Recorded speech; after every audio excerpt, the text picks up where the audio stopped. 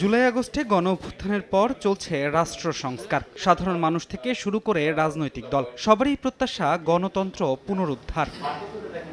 এ অবস্থায় দেশের ভেতরে ষড়যন্ত্র থেমে নেই মন্তব্য করে বিএনপি নেতা ডাক্তার জাহিদ বলেছেন, প্রশাসনে ঘাপটি মেরে থাকা দোসরদের নির্মূল না করলে সংস্কারের স্বপ্ন বাস্তবায়ন হবে না। জাতীয় প্রেস ক্লাবে জাতীয়তাবাদী textile engineers association of Bangladesh জেটেব আয়োজিত আলোচনা সভায় তিনি একথা বলেন। পাশাপাশি নেতাকর্মীদের ঐক্য ধরে রাখার আহ্বান জানিয়ে এই জ্যেষ্ঠ নেতা আরও জানান, জনগণের অধিকার ফিরিয়ে দিতে কাজ করছে বিএনপি। ঘাপটি মেরে থাকা স্বৈরাচারের দোসরদের পিছনে লাগুন এবং তাদেরকে প্রশাসন থেকে এবং আপনাদের আশপাশ থেকে সরিয়ে দেন।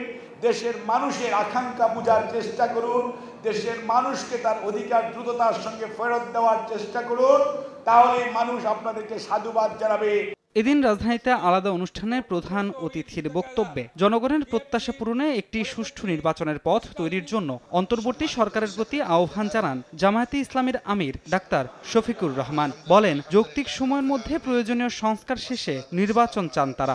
মৌলিক বিষয়ের সংস্কার চাই, যাতে করে এই সংস্কারের মধ্য দিয়ে আগামীতে আবার কোনো স্বৈরতন্ত্র কায়েমের সুযোগ না থাকে এবং যাতে একটা সুষ্ঠু নির্বাচনের মাধ্যমে জনগণের সত্যিকারের প্রতিনিধিতা নির্বাচিত হয়ে দেশ পরিচালনা করতে পারে।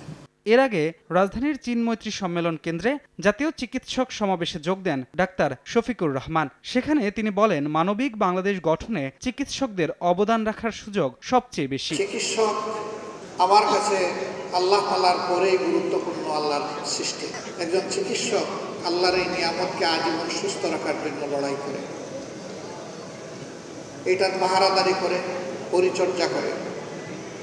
এই জন্য চিকিৎসকের এত গুরুত্ব। এদিন বিকেলে মতিঝিল থানা কর্মী সম্মেলনে আওয়ামী লীগ স্বাধীনতা বিরোধী উল্লেখ করে জামায়াতে ইসলামের সহকারী সাধারণ সম্পাদক মাওলানা রফিকুল ইসলাম খান বলেন, গণহত্যার দায়ে শেখ হাসিনা সহ দোসরদের বিচার করতে হবে। শেখ হাসিনা সহ তাদের দোসরদের বিচার হবে।